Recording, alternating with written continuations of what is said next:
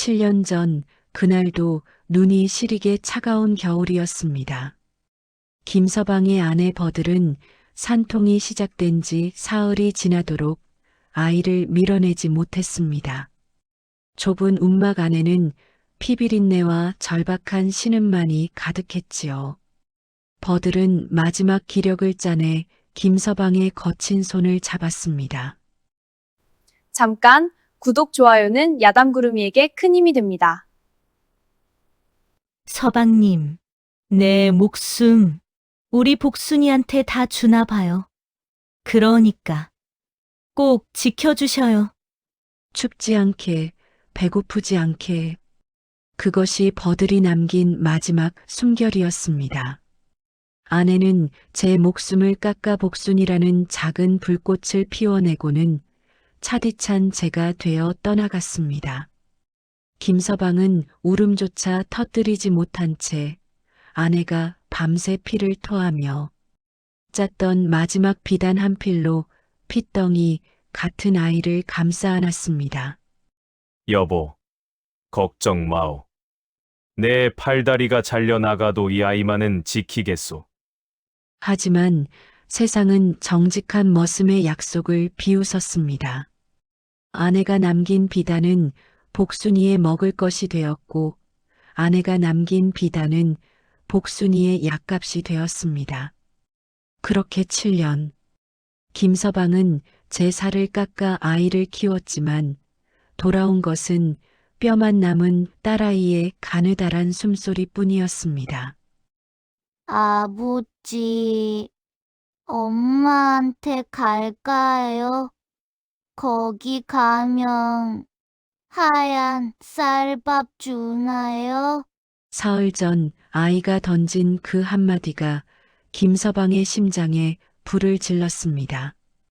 죽음이 아이의 발치까지 와 있다는 공포, 아내와의 약속을 지키지 못했다는 자책, 그 모든 것이 뒤섞여 김서방의 이성을 마비시켰습니다. 아니다, 복순아.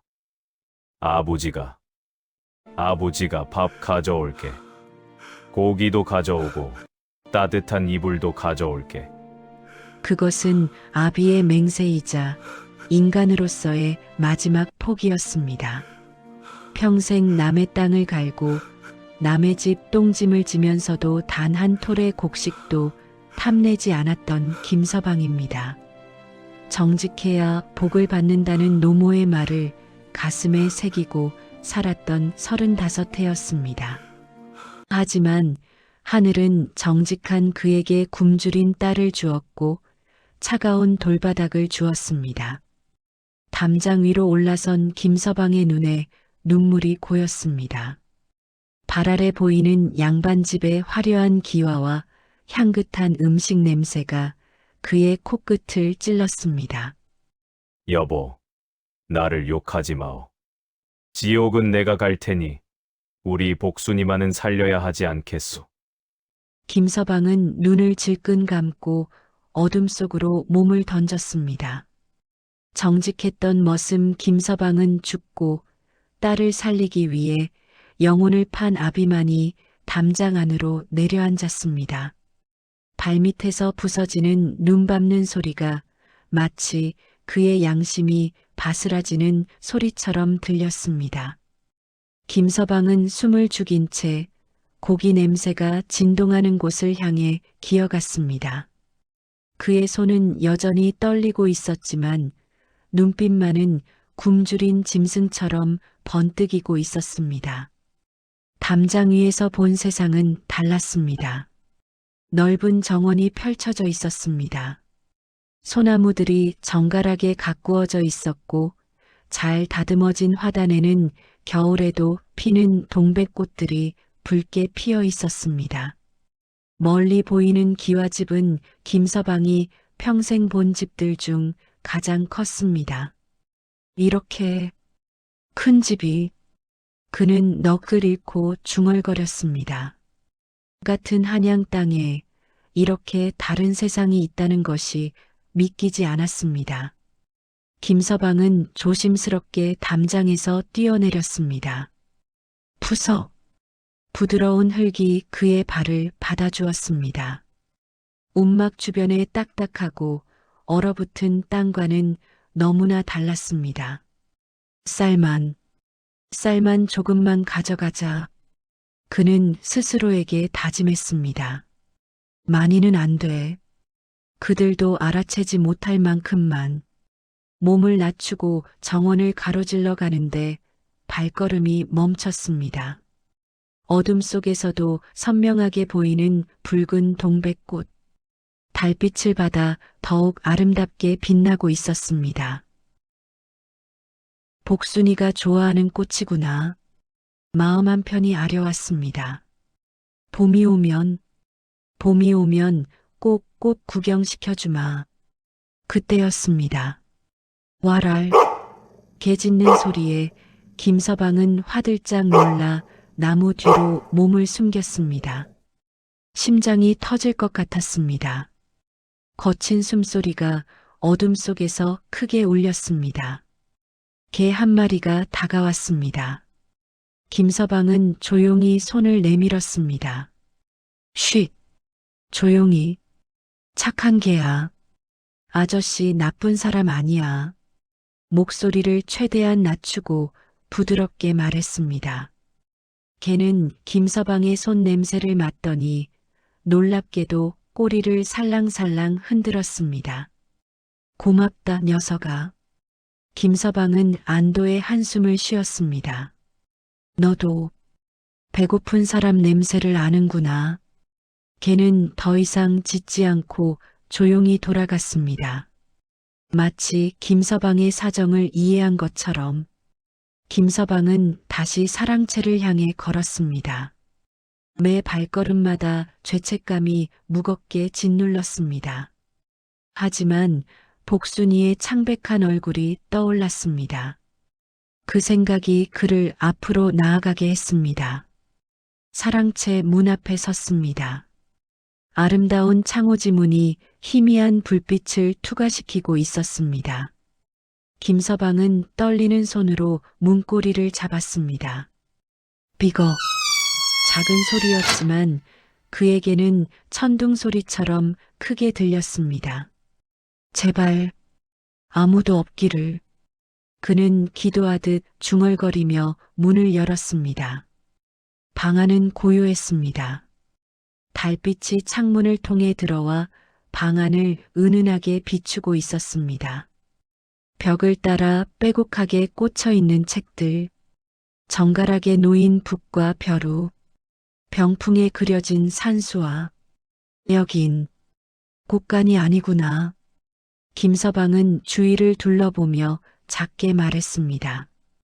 곳간은 어디쯤일까? 그가 천천히 방 안으로 들어서는 순간이었습니다. 누구냐? 김서방의 온몸이 얼어붙었습니다. 목소리는 옆방에서 들려왔습니다. 차분하지만 권위 있는 목소리, 양반의 목소리였습니다. 책 덮는 소리가 들렸습니다. 그리고 발소리, 누군가 이쪽으로 오고 있었습니다. 김서방은 그 자리에 굳어버렸습니다. 도망칠 수도 숨을 수도 없었습니다. 그저 떨리는 다리로 그 자리에 서 있을 뿐이었습니다. 문이 열렸습니다. 촛불을 든 노인이 들어섰습니다. 60 중반쯤 되어 보이는 양반이었습니다. 흰 수염이 턱까지 길게 내려와 있었고 깊은 주름이 새겨진 얼굴에는 세월의 무게가 느껴졌습니다. 검푸른 도포를 입고 있었는데 그 옷감만 해도 김서방의 1년 품삯은 좋게 되어 보였습니다. 노인은 김서방을 바라보았습니다. 놀라지도 화내지도 않았습니다. 그저 조용히 천천히 김서방을 관찰했습니다. 도둑이로구나. 그 말에 김서방의 무릎이 꺾였습니다. 쿵소리와 함께 바닥에 무릎을 꿇었습니다.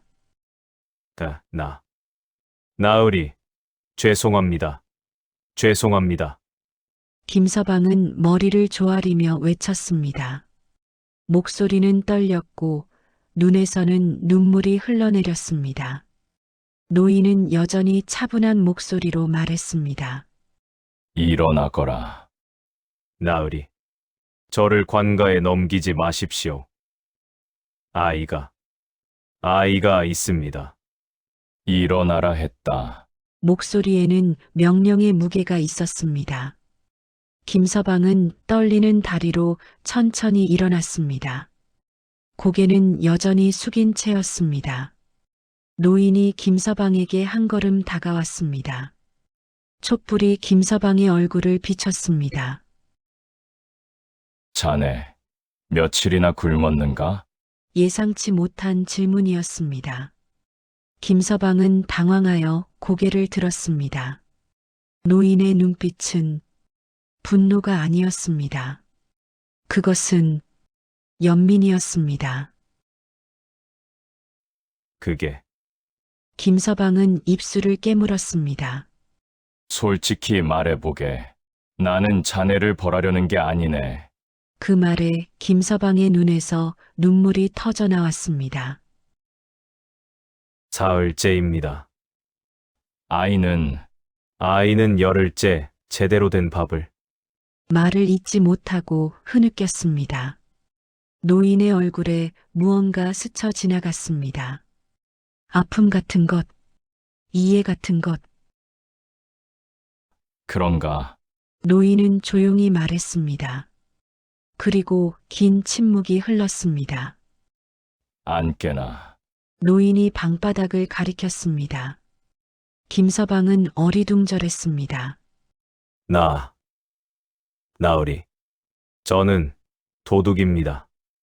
어찌 감히. 앉으라고 했네. 목소리는 부드러웠지만 거부할 수 없는 무언가가 있었습니다.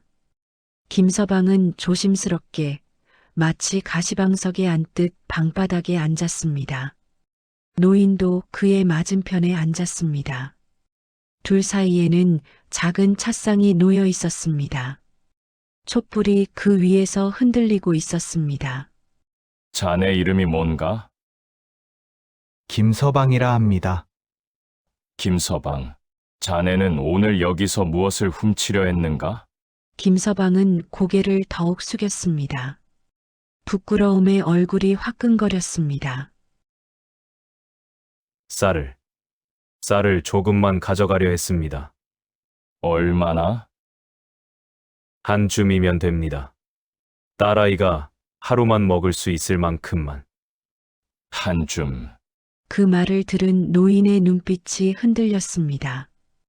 그는 김서방을 오래도록 바라보았습니다. 김서방. 네. 나으리. 자네는 평생 도둑질을 하며 살았는가? 김서방은 고개를 세차게 저었습니다. 아닙니다. 저는 평생 바르게만 살았습니다. 남의 땅을 갈고 남의 집 일을 하며 정직하게 살았습니다. 하지만 김서방의 목소리가 떨렸습니다. 눈물이 또다시 흘러내렸습니다. 하지만 아이가 죽어가고 있습니다. 품팔이를 구하려 했지만 일자리가 없습니다. 약방에서는 돈이 없다고 쫓겨났습니다. 저는 정말 더 이상 말을 잇지 못하고 소리내어 울었습니다. 평생 울지 않으려 했던 남자의 울음이었습니다. 아비로서의 절규였습니다. 노인은 말없이 김서방의 울음을 지켜보았습니다. 한참 후 노인이 입을 열었습니다. 김서방. 네, 나으리. 나도 자네와 같았네. 김서방이 고개를 들었습니다. 노인의 얼굴에는 오래된 슬픔이 서려 있었습니다. 30년 전 일이었네. 나도 자네처럼 가난한 선비였지. 아내가 병들었을 때 나는 약을 살 돈이 없었네. 노인의 목소리에 먼 과거가 묻어났습니다. 나는 부유한 양반가를 찾아갔네. 무릎을 꿇고 빌었지. 제발 돈을 빌려달라고, 아내를 살려달라고. 김서방은 숨을 죽이고 들었습니다. 하지만 그들은 말했네. 가난한 선비 주제에 처자식은 무엇하러 뒀는가라고. 그리고 문을 닫아버렸지. 노인의 눈가에 촉촉이 눈물이 맺혔습니다. 그날 밤, 내 아내는 세상을 떠났네. 약을 구하지 못해서, 단돈 몇 냥이 없어서. 김서방의 가슴이 무너져 내렸습니다. 나으리, 나는 그날 맹세했네. 만약 내가 언젠가 부유해진다면 결코 굶주린 자를 외면하지 않겠다고, 문을 두드리는 자에게 등을 돌리지 않겠다고. 노인이 천천히 일어났습니다. 잠시 여기 있게나. 나으리, 김서방은 불안했습니다. 관가에 알리러 가시는 건가? 아니면 노인이 나가고 방에는 촛불만 남았습니다. 김서방은 떨리는 마음으로 기다렸습니다. 이제 끝이구나. 복순아 미안하다 아버지가 무능해서. 잠시 후 문이 열렸습니다. 노인이 큰 보따리를 들고 들어왔습니다.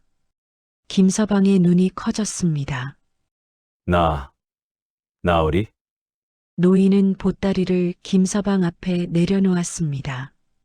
이 안에 쌀 한 섬과 약재, 그리고 은자 몇 냥이 들어있네.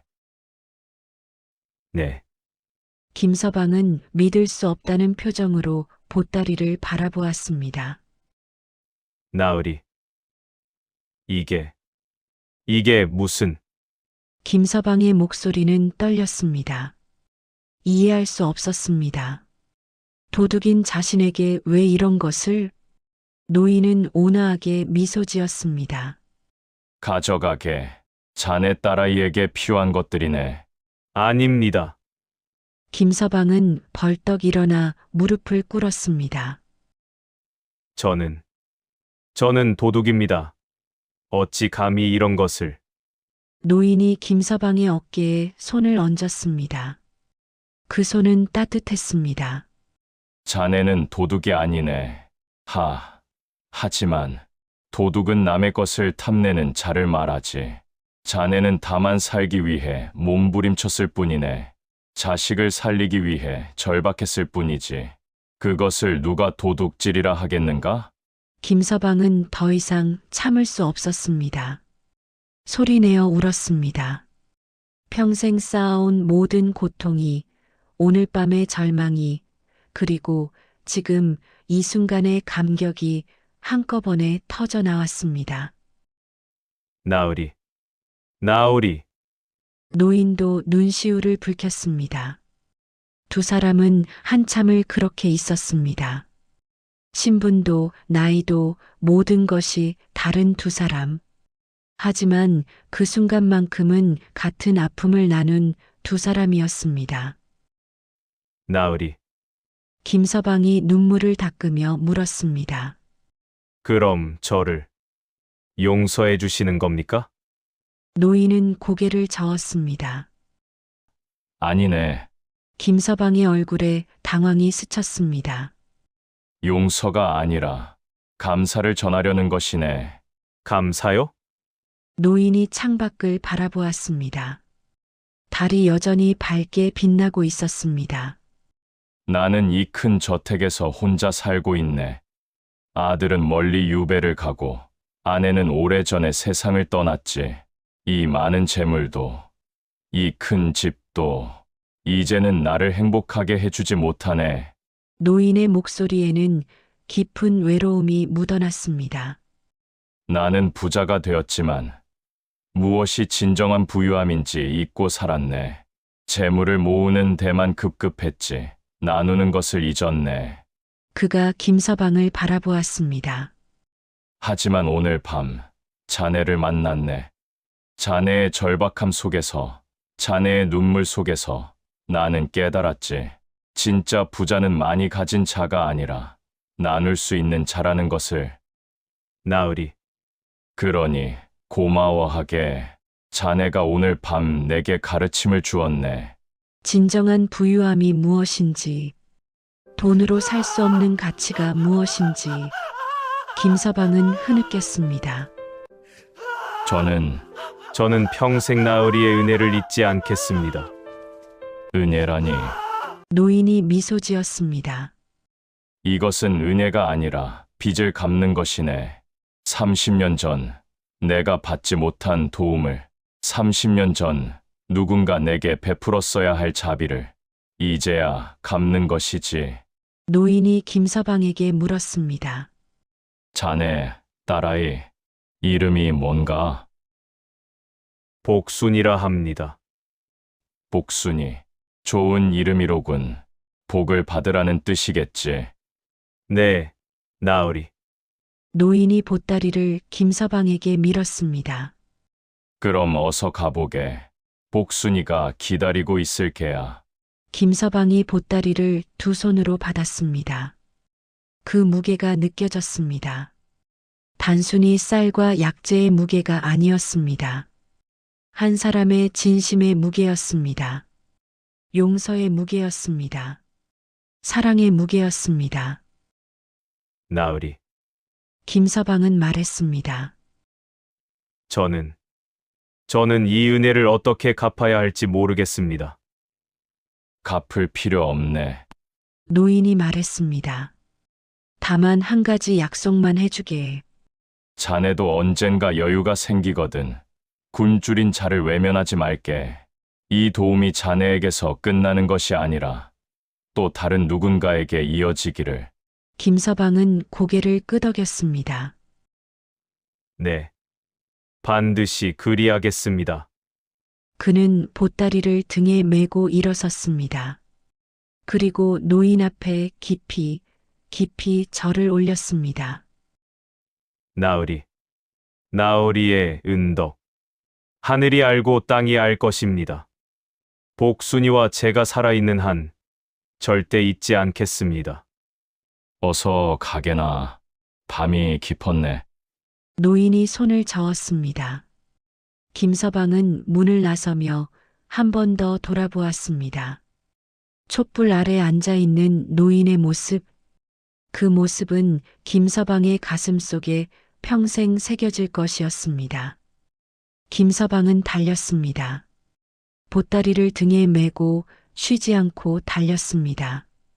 무거운 보따리였지만 그의 발걸음은 날아갈 듯 가벼웠습니다. 복순아. 아버지가 간다. 이제 괜찮아. 숨이 차올랐습니다. 다리가 후들거렸습니다. 하지만 멈출 수 없었습니다. 동쪽 하늘이 밝아오고 있었습니다. 긴긴 겨울밤이 지나가고 있었습니다. 김서방에게 그 새벽빛은 단순한 해돋이가 아니었습니다. 그것은 희망의 빛이었습니다. 새로운 시작의 빛이었습니다. 움막에 도착했을 때는 이미 새벽이었습니다. 복순아. 김서방은 문을 열었습니다. 복순이는 축 늘어진 채 자고 있었습니다. 아니, 자는 것인지 의식을 잃은 것인지 알 수 없었습니다. 복순아. 일어나거라. 아버지가 왔다. 김서방은 다급히 딸을 흔들었습니다. 손이 떨렸습니다. 너무 늦은 건 아닐까? 제발. 아버지, 가느다란 목소리가 들렸습니다. 복순이가 천천히 눈을 떴습니다. 그래. 복순아. 아버지다. 김서방은 눈물을 흘리며 딸을 안았습니다. 아버지가 밥을 가져왔다. 약도 가져왔어. 이제 괜찮아. 이제 다 괜찮단다. 정말이에요. 복순이의 눈에도 눈물이 맺혔습니다. 그럼 아버지가 언제 거짓말했더냐? 이제 맘껏 먹을 수 있단다. 김서방은 급히 쌀을 꺼내 밥을 지었습니다. 그리고 약재로 따뜻한 약을 타렸습니다. 복순이는 그 모든 것을 먹었습니다. 천천히 조금씩. 그날 움막에는 웃음소리가 울려 퍼졌습니다. 오랜만에 들리는 아비와 딸의 행복한 웃음소리였습니다. 시간이 흘렀습니다. 10년이라는 세월이 흘러갔습니다. 봄날이었습니다. 화사한 꽃들이 만발한 봄날. 작지만 단정한 초가집 마당에서 한 소녀가 빨래를 널고 있었습니다. 17살의 복순이었습니다. 건강하게 자란 아름다운 소녀였습니다. 아버님, 진지 드세요. 그래, 이 녀석아. 김서방이 밝게 웃으며 대답했습니다. 그도 많이 달라져 있었습니다. 여전히 가난했지만 눈빛만큼은 밝았습니다. 두 사람이 소박한 밥상 앞에 앉았습니다. 아버님, 오늘도 품팔이 가세요? 그래야지. 이제 너도 시집 갈 나이니 혼수도 장만해야 하지 않겠니? 아직 멀었어요. 복순이가 웃었습니다. 행복한 웃음이었습니다. 그때 문을 두드리는 소리가 들렸습니다. 똑똑똑. 누구시오? 김서방이 문을 열었습니다. 허름한 옷을 입은 여인이 서 있었습니다. 그녀의 손에는 어린아이가 매달려 있었습니다.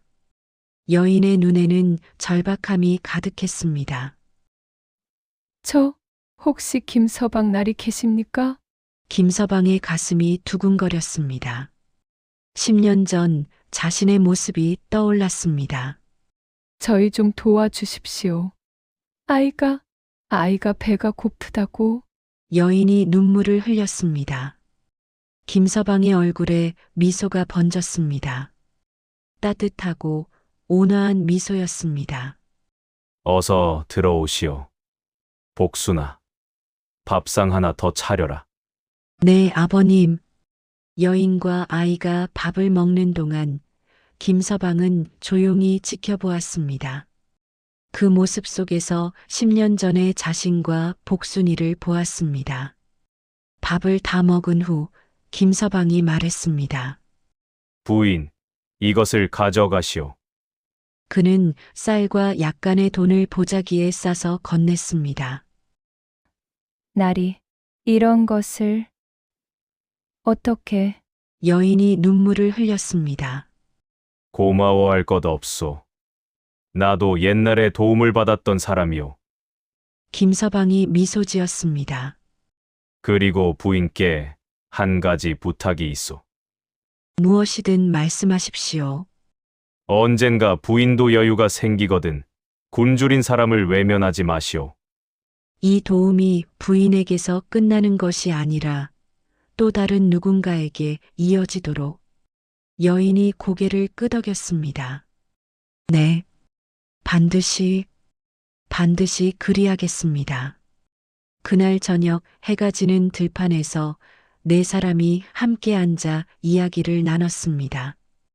김서방과 복순이, 그리고 여인과 아이. 석양빛이 그들을 따뜻하게 비추고 있었습니다. 그 모습을 보며 김서방은 생각했습니다. 나으리, 저는 약속을 지켰습니다.